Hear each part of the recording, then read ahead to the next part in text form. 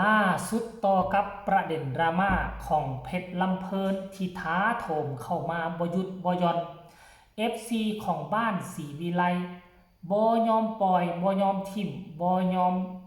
ให้เพชรลำเพลินต้องยืนอยู่เดียวดายเข้าไปให้กำลังใจบอกว่าจะขอเป็นส่วนหนึ่งของบ้านหลังนี้ว่าสั้นเดสบายดี FC แฟนคลับทุกทานมาพบมาพ่อกันคลิปนี้เป็นคลิปแรกสำหรับเรื่องราวข่าวเกี่ยวกับหมอลำท่านผู้ชมบอกคิดบอกฝันว่าจะเกิดปัญหานี้ขึ้นมาอันนี้แหละเขาเอิ้นว่าถ้าบ่เจอปัญหาเฮากาบ่ได้พิสูจน์ได้ว่าไผคือมิตรแท้ไผคือมิตรปลอมได้รับการพิสูจน์แล้วว่าเพชรลำเพลินกับบ้านศรีวิไลเป็นฐาน FC แฟนคลับที่มีคุณภาพพร้อมที่จะช่วยเหลือซึ่งกันและกันบ้านศรีวิไลมีปัญหา FC แฟนคลับของเพชรลำเพลินก็เข้ามาปลอบใจในเมื่อมันถึงข่าวดราม่าถาโถมเข้าที่วงเพชรลำเพลิน FC บ้านศรีวิไลกับบ่สามารถนิ่งดูได้เพราะว่าบ้านเพชรลำเพลินคือ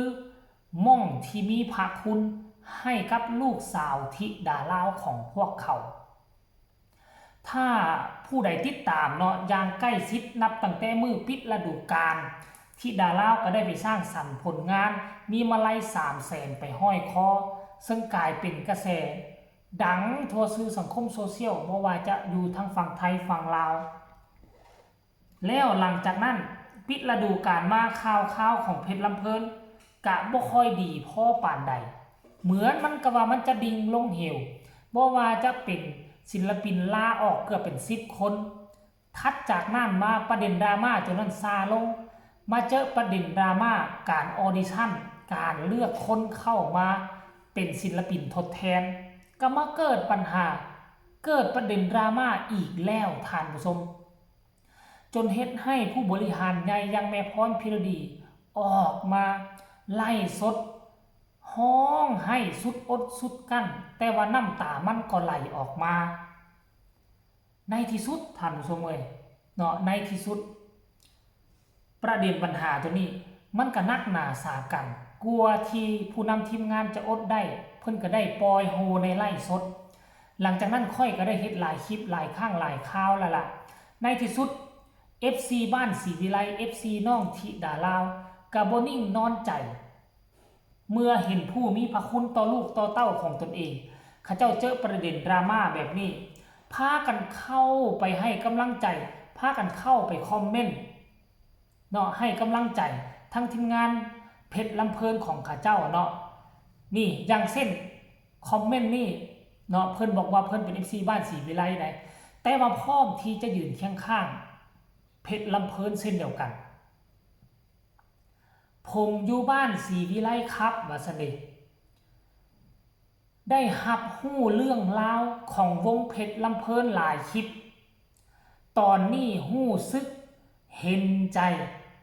และจะขอสมัครเข้ามาอยู่บ้านหลังนี้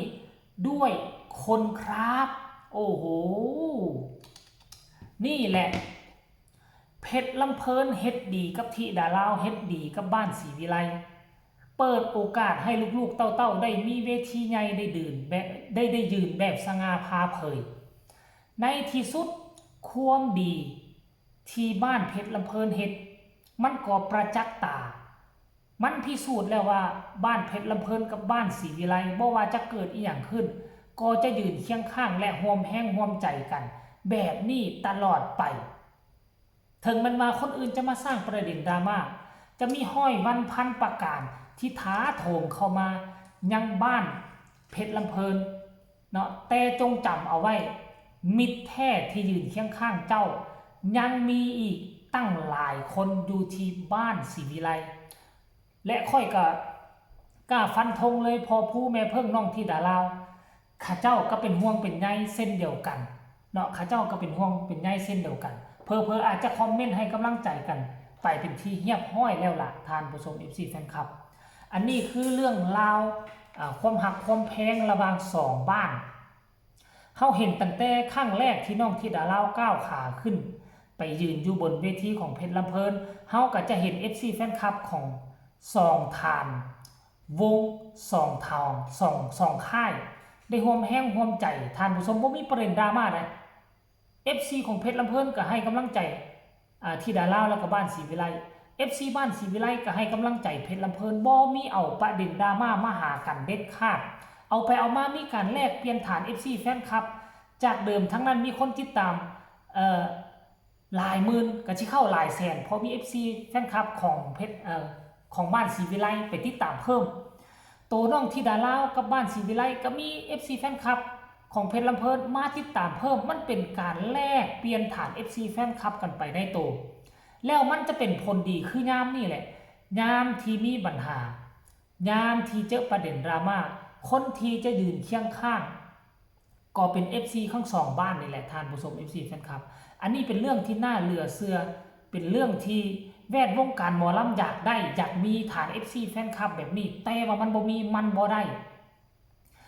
บางวงนะแม้แต่กระทั่งวงเดียวกันแม้แต่ศิลปินอยู่ในวงเดียวกัน FC แฟนคลับก็ยังแบ่งกันเป็นพรรคเป็นพวกโจมตีกันใส่ให้ป้ายสีกันสาดแต่แนวบดีสร้างแต่ประเด็นดราม่าใส่กับศิลปินอีกคนหนึ่งแต่กงกันข้ามบ้านศรีวิไลกับบ้านเพชรลำเพลินศิลปินนี่ฮักหอมกันดีบ่มีว่าจะศิลปินคนนี้จะเว้าขวัญคนนั้นจะใส่ให้ป้ายสีคนนี้บ่มีบ้านศรีวิไลก็เช่นเดียวกันฮักหอมกันและความฮักความแพงตัวนี้มันแผ่เข้าไปหาทั้งวงเพชรลำเพลินมันจึงเฮ็ดให้กลายเป็นฐาน FC แฟนคลับตัวอย่างดังที่ผู้ใหญ่บ้านสายจวดกับพอผู้ศรีวิไลได้ออกมาเคลื่อนไหวก่อนหน้านั้นประมาณ 2-3 เดือนถ้าเขาจำบ่ผิดเป็นฐาน FC แฟนคลับตัวแบบอยากให้หมอลำทุกวงทุกค่ายมีฐาน FC แบบนี้ว่าซั่นเด้ในที่สุดก็ได้รับการพิสูจน์แล้วเด้อท่านผู้ชมแล้วก็เพชรลำเพลินก็บ่ต้องย่างจะเจอปัญหานักหน้าสากันขนาดใดบ้านศรีวิไลและ FC แฟนคลับพร้อมที่จะยืนเคียงข้างพวกเจ้าตลอดไปค่อยเชื่อว่าแบบสั้นการที่เปิดโอกาสให้ที่ดาราข้างสองข้างมันจะเป็นบุญคุณให้น้องจดจำไปตลอดชีวิตกาฝากฟังเอาไว้ซ้ำนี้ก็แล้วกันทุกคนคลิปแรกของมือนี้ฝาก FC แฟนคลับทั้งบ้านศรีวิไล FC แฟนคลับทั้งเพชรลำเพลินได้มาเห็นคลิปนี้ได้ผ่านมาเห็นคลิปนี้ก็ขอกำลังแห้งใจคนละ1 ไลค์ 1 แชร์ที่สำคัญอย่ากดข้ามโฆษณาผู้ใดมีคำตำหนิติชมคำคิดคำเห็นอยากส่งข่าวหาเพชรลำเพลินอยากส่งกำลังแห้งใจก็อวยพรคอมเมนต์ไปได้ทางใต้คอมเมนต์สำหรับคลิปนี้ขอลาทานผู้ชมไปเพียงสำนีก่อนเด้อทุกคนเด้อสบายดี